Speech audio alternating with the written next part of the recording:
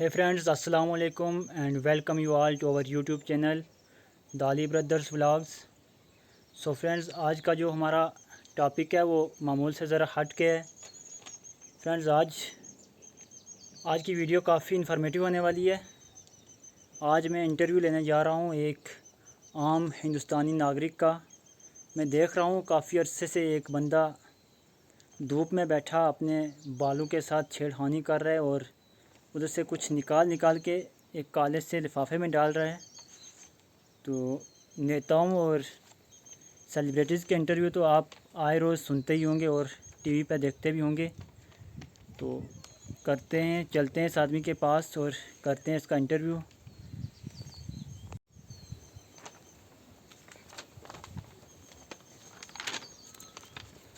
अस्सलाम वालेकुम। जी वालेकुम अस्सलाम।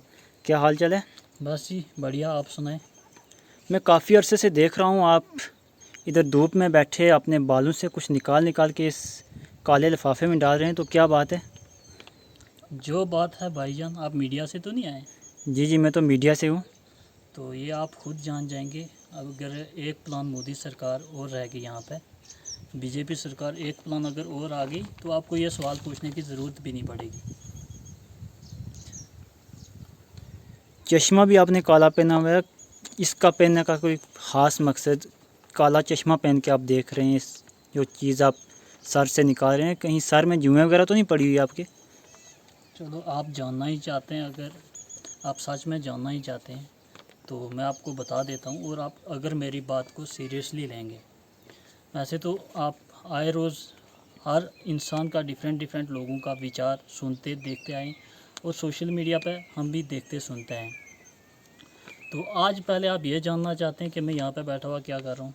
तो जनाब, मैं अपने सर से ये देख सकते हैं सफ़ेद बाल निकाल के इस ब्लैक थैली में रख रहा हूँ। और इन सफ़ेद बालों को इस थैली में मैं क्यों रख रहा हूँ, ये आप पूछ सकते हैं मुझसे। जी, इन सफ़ेद बालों को इस ब्लैक थैली में रखने का कोई मेन वजह और ये काला चश्मा पहनने की कोई मेन वजह आप बताएं व्यूअर्स भाईजान, को। अफसोस से मुझे कहना पड़ता है कि आज एक नौजवान के मतलब यंग एज में 25-26 साल की उम्र में ये मेरे बाल जो हैं, मैं बहुत अफसोस से बोल रहा हूँ, सफ़ेद हो रहे हैं। और मैं इनको चुन के जो है इस ब्लैक थैली में इसलिए रख रहा हूँ, मैं एक एक सफ़ेद बाल का हिसाब सरकार से लूँगा। पहले आप इधर धूप से उठिए, उधर छाँव में चलते हैं, तो उधर चल के आपका मैं पूरा इंटरव्यू लेता हूँ। तो आपसे गुजारिश है कि इधर धूप से पहले उठिए आप, तो उधर चलते हैं छाँव में। चलो ठीक है, चलते हैं वहीं पे।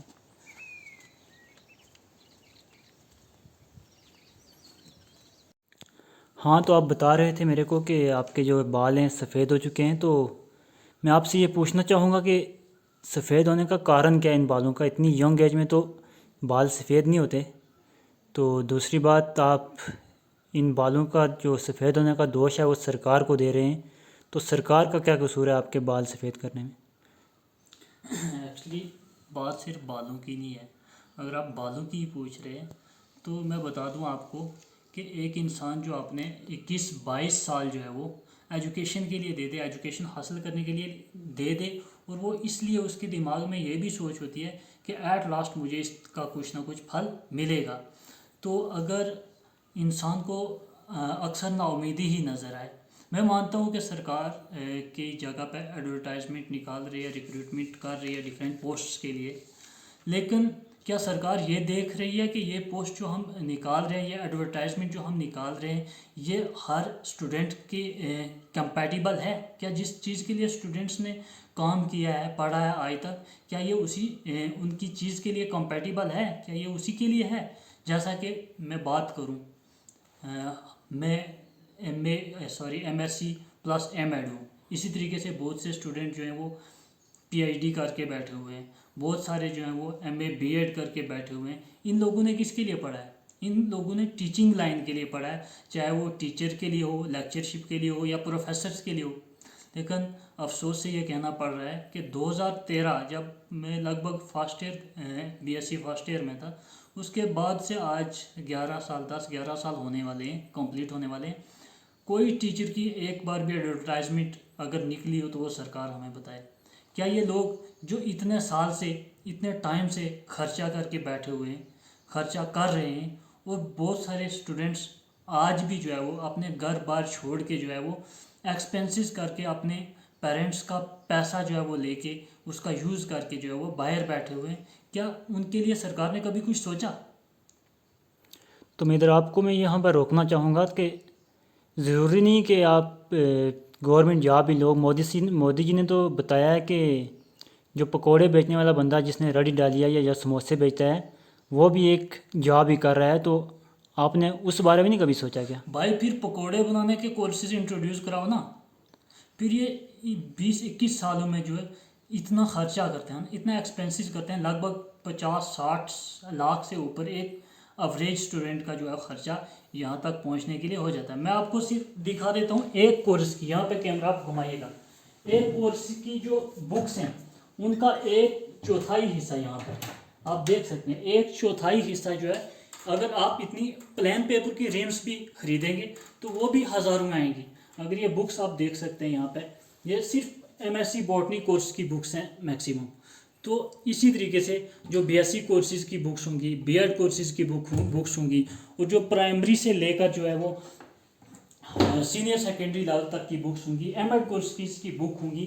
तो उसके बाद जो यूनिवर्सिटी फ़ी होगी, कम से कम जो एमएससी कोर्सेज की, हाँ गवर्नमेंट यूनिवर्सिटीज़ में जिनका हो जाता है, चलो वहाँ पे 20-25 हज़ार या 30 हज़ार के लगभग कहीं पे फीस होगी। और जिनका सेमी गवर्नमेंट यूनिवर्सिटीज़ में जो स्टूडेंट्स जाते हैं 50,000 60,000 इस तरीके से उनकी पर सेमेस्टर फ़ी होगी। देन हॉस्टल फ़ी आगे रहने सहने का। और जो एक इंसान जो है 6 या 7 साल यूनिवर्सिटी में लगाता है, तो आप हिसाब लगा सकते हैं आजकल के जो है महंगाई के दौर में वो कितना एक्सपेंस करते हैं अपनी पढ़ाई पे। तो क्या सरकार ने कभी ये सोचा? जैसा कि आपने बोला कि आप इतने एक्सपेंसेस उठाते हो स्टडीज़ वगैरह में, बुक्स में, कॉलेज की फ़ीस, यूनिवर्सिटी की फ़ीसिस, तो क्या सिर्फ सरकार ही इस चीज़ की जिम्मेवार है कि आप खुद अपने आप को इसका दोष नहीं देते क्या? आपका कहने का मकसद ये है कि हम खुद भी जो है कुछ ना कुछ कमज़ोरी दिखाते हैं, कुछ नहीं कर सकते, यही कहना आपका? जी जी बस। तो एक चीज़ मैं आपको समझाता हूँ। सरकार हमें 100 रोटी देती है, ठीक है, और हमारे पास खाने वाले भूखे लोगों की तादाद हज़ारों लाखों में है। मान लो जो लोग एडवांस में आगे उन 100 रोटियों पर रसाई हासिल कर गए, वो पहुँच गए, ठीक, तो उन 100 लोगों में फ़र्ज़ करो मैं हूँ या नहीं हूँ, लेकिन जो पीछे हज़ारों लाखों लोग बच गए उनके लिए भी तो रोटी का बंदोबस्त होना चाहिए। अगर कहने का मकसद एक पोस्ट के लिए कुछ पोस्ट निकलती है, एडवर्टाइजमेंट निकलती है, 100 पोस्ट के लिए निकलती है, 200 के लिए निकलती है, 300 के लिए निकलती है, और वो भी अगर 2014 के बाद अगर आप देख लें तो यहाँ पे J&K में ख़ासकर मैं बात करूँ तो कितनी एडवर्टाइजमेंट निकली है। तो उनमें से ये भी देखो कि एग्ज़ाम कितने लोगों के हुए हैं, और एग्ज़ाम जो हुए हैं क्या उनका जो रिज़ल्ट जो है वो भी आया है, नहीं आया है, या फिर वो एग्ज़ाम स्क्रैप कितने पड़े हैं, कितने एग्ज़ाम्स के कोर्ट केसेस चल रहे हैं, क्या कोई एंड तक गया है? यहाँ पे 1-2 जो एडवर्टाइजमेंट निकली है उनको छोड़ के नहीं गया है। तो कहने का मकसद ये कि सरकार को चाहिए कि जो अपनी बयानबाजी करती है, जैसे उन्होंने बोला था अच्छे दिन आने वाले हैं, इनको यहाँ पर इम्प्लीमेंट भी करना चाहिए। और मुझे नहीं लगता जो 10 सालों में इम्प्लीमेंट नहीं कर पाए वो अब आगे भी कर पाएंगे। तो ये बात रही अनएम्प्लॉयमेंट की जो आपने बताई, तो मैं आपसे ये पूछूंगा कि इन जनरल जो हिंदुस्तान में आज हालात चल रहे हैं, तो आप उसके बारे में क्या कहना चाहेंगे कि कैसा चल रहा है हिंदुस्तान का जो सिस्टम आज के दौर में इन रिसेंट? अगर देखा जाए आज के इस प्रेजेंट हिंदुस्तान के बारे में, तो इसके बारे में मैं ये कहूँगा, इसमें 3 पार्टीज जिम्मेवार हैं। एक तो आज की पब्लिक खुद जिम्मेवार है, दूसरी सरकार जिम्मेवार है, और तीसरा और सबसे मेन आज का हमारा मीडिया जो है, ख़ासकर सोशल मीडिया और हमारे जो नेशनल मीडिया के जो टीवी चैनल्स हैं, इसके ख़ास जिम्मेवार हैं। आज के हिंदुस्तान में अगर आप देखेंगे तो कौन से मुद्दे चल रहे हैं, फ़लाँ जगह मुस्लिम्स ने ये कर दिया, फ़लाँ जगह हिंदूज़ ने ये कर दिया, फलां जगह ये हो गया। जैसे आप देख रहे हैं अभी कुछ दिन पहले हरियाणा में जो दंगा हुआ, गुड़गांव में हुआ, दिल्ली में कुछ रोज़ पहले हुआ। इसी तरीके से हिंदुस्तान के बहुत सी जगहों पर कई मस्जिदें जलाई जा रही हैं और कहीं भड़काऊ बयान दिए जा रहे हैं, और उन भड़काऊ बयान के रिएक्शन में जो है दूसरी सोसाइटी वाले लोग उन पर हमला कर रहे हैं। तो आज यही चल रहा है। एक्चुअली आप देखेंगे अगर किसी भी पैशन में या किसी भी जगह पे कहीं पे कोई, फॉर एग्जांपल हम आर्मी की बात करें, आर्मी में कोई जब जाता है तो उसको ट्रेन किया जाता है किसके लिए? आर्मी के लिए। उसका मेंटल सेटअप भी वैसा ही किया जाता है। तो आज के आम नागरिक का मेंटल सेटअप भी ऐसा ही कर दिया गया है। हिंदुस्तान के जो मीडिया है, खासकर जो नेशनल टीवी चैनल्स हैं हमारे, मैं नाम नहीं लूँगा, वो खुद जानते हैं, वो खुद भी इस चीज़ को समझते हैं, लेकिन उनकी आंखें अंधी हो चुकी हैं पैसे के लिए, उन अपनी टीआरपी के लिए अंधी हो रही हैं। वो ये नहीं समझते कि हमारी इस घटिया हरकत से जो है लाखों की तादाद में लोगों की फैमिलीज जो है वो उनमें मसाइल पैदा हो रहे हैं। हिंदू मुस्लिम के बीच में यहाँ पर फसाद पैदा हो रहे हैं। सिर्फ हिंदू मुस्लिम्स की बात नहीं है, अगर आप देखें भाई भाई को लड़ाया जा रहा है। हमारे आप देखो एसटी का कुछ मामला चल रहा था, तो उसमें भी हमारे गुज्जर और पहाड़ी लोगों को कैसे लड़ाने की कोशिश की जा रही है। और ये जहर सिर्फ यहीं तक महदूद नहीं है। एक घर में अगर मैं आपको बताऊं, एक बाप की 2 बीवियाँ हैं, तो उनमें से अलग अलग औलादें हैं, तो ये जहर वहाँ तक भी पहुँचा हुआ, उनको भी सौतीले बहन भाई के नाम पर लड़ाया जा रहा है। ये जहर इतनी गहराई तक जाके पहुँचा है। तो इसके लिए मैं पब्लिक को भी ये कहूँगा, जिम्मेदार ठहराऊँगा कि आप इन लोगों की बातों में ना आइएगा। इन लोगों ने आपके माइंड को इस तरीके से ट्रेन कर दिया है कि जो ये कहते हैं आप उसी को सच मान के जो दंगे फसाद पे और इलीगल एक्टिविटीज़ में शामिल हो रहे हैं। तो अपने दिमाग का सही इस्तेमाल कीजिए। ऊपर वाले ने दिमाग दिया इंसान को, इसका सही इस्तेमाल कीजिए। अपने हक के लिए लड़ो। देखो आज हमारे जो भाई हैं, हमारे जो वो आपकी औलादें जो हैं वो बेरोज़गारी में क्या क्या काम में निकली हुई हैं। कुछ नशे में निकला है, कुछ दंगा फसाद में निकला है, कुछ किसी काम के लिए निकला है, कुछ किसी काम के लिए निकला है। लेकिन आप लोगों को ऐसे ट्रेन कर दिया गया है कि आपको समझ नहीं आ रही है। तो गौर करें। और मीडिया से भी मैं कहूँगा कि जब इस हिंदुस्तान पर जवाल आएगा, सबसे पहले जवाल का शिकार आप होने वाले हैं, जो ये ऐसे गलत कामों में लोगों को उलझा रहे हैं।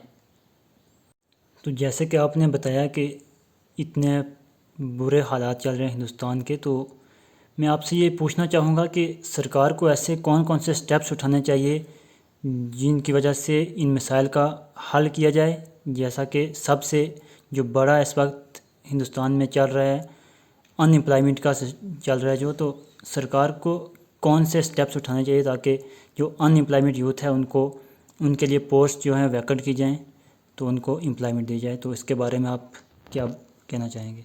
अगर आप ग्राउंड रिपोर्ट देखेंगे डिफरेंट इंस्टीट्यूशंस की, तो डिफरेंट ऑर्गेनाइजेशंस में देखेंगे जैसा कि आप देख सकते हैं स्कूल एजुकेशन की बात करें हम, तो यहाँ पे अगर हम पोस्ट क्रिएशन की बात करें तो बहुत सारे स्कूल्स में, ख़ासकर प्राइमरी स्कूल्स और मिडिल स्कूल्स में, यहाँ पे टीचर्स से जो है वो काम जो है 4th क्लास वाले का लिया जा रहा है, वो काम भी टीचर कर रहे हैं।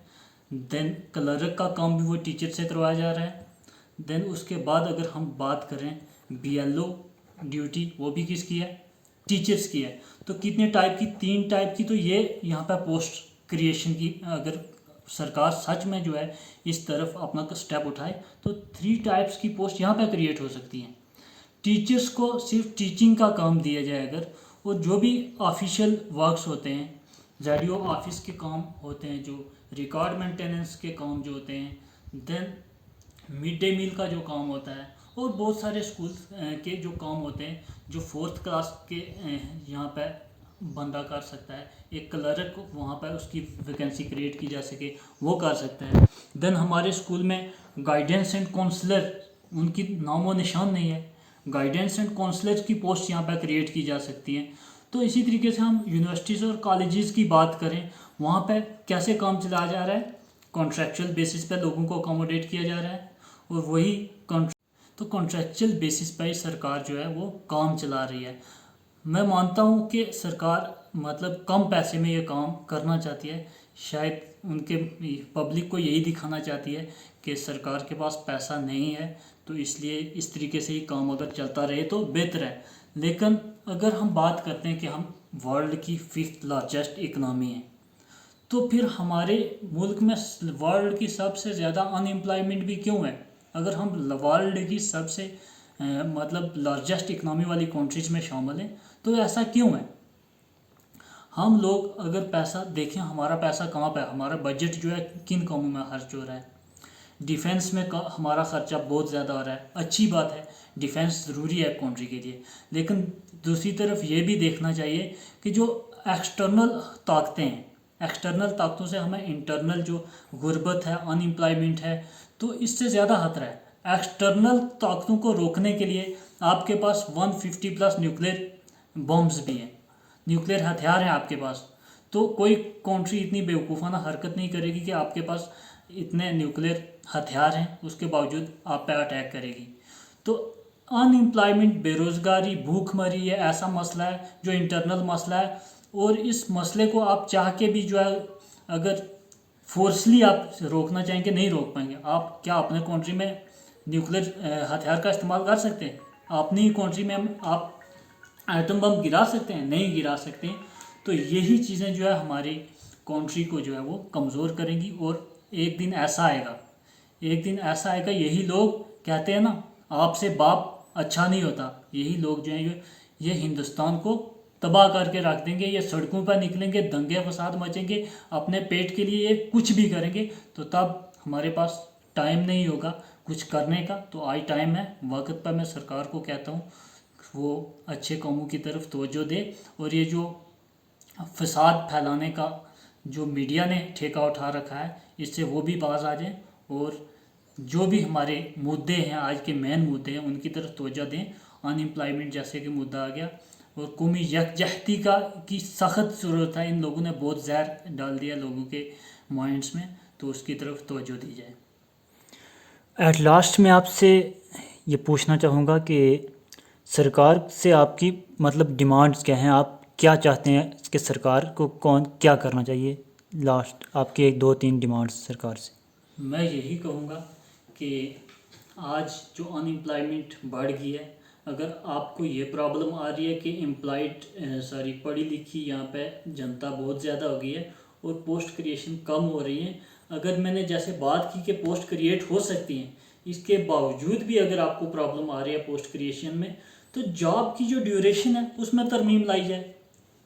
आप एम्प्लॉयज़ को अपने कॉन्फिडेंस में लें, जैसे कि अभी तो आप उनको कॉन्फिडेंस में नहीं ले सकते, क्योंकि आप के काम कुछ ऐसे हैं जिनकी वजह से हर बंदे का एतमाद लगभग उठा हुआ है सरकार से।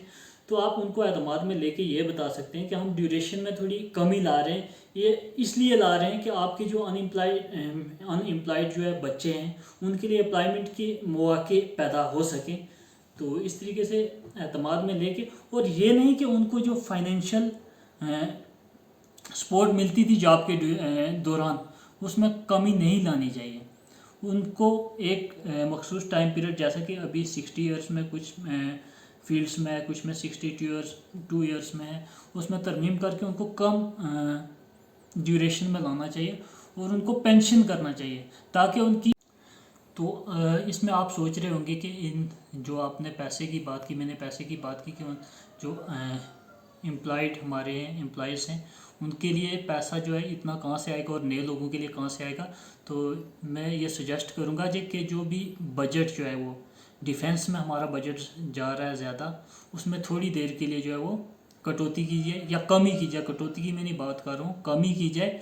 और दूसरे मुद्दों के लिए जो पैसा खर्च हो रहा है, और बहुत सारा ब्लैक मनी जो है वो बाहर पड़ा लोगों का, इसको रिकवर किया जाए। रिकवर किया भी गया लेकिन सही जगह इस्तेमाल नहीं हुआ है। तो उसके लिए अगर मैं ये सजेस्ट करूँगा, अगर हर हिंदुस्तानी इंडिपेंडेंट होगा, हर हिंदुस्तानी का इतना माइंड है, क्रिएटिव माइंड है कि वो खुद, जैसे हम बहुत सारी चीज़ें फॉरेन से आज हम डिफेंस के लिए, जैसे इटली से अपने डिफेंस सिस्टम के लिए हम मंगा रहे हैं, तैयारे मंगा रहे हैं, जंगी जहाज़ मंगा रहे हैं।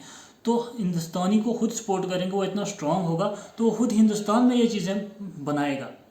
सरकार का मेन काम होना चाहिए कि पब्लिक के जो मेन मुद्दे हैं उन पर नज़र रखे, अनएम्प्लॉयमेंट पर नज़र रखे, उनको फाइनेंशियली स्ट्रॉन्ग करे। फाइनेंशियली स्ट्रॉन्ग अगर हर इंसान होगा तो क्रिएटिव माइंड, हर इंसान का माइंड जो मैं समझता हूँ वो क्रिएटिव है और वो हिंदुस्तान को तरक्की की नई मंजिलों पर लेके जा सकता है। एक बात मैं और कहना चाहूँगा कि हमारी यूथ जो आज सोई हुई है उससे भी मैं ये रिक्वेस्ट करता हूँ कि वो जाग जाए।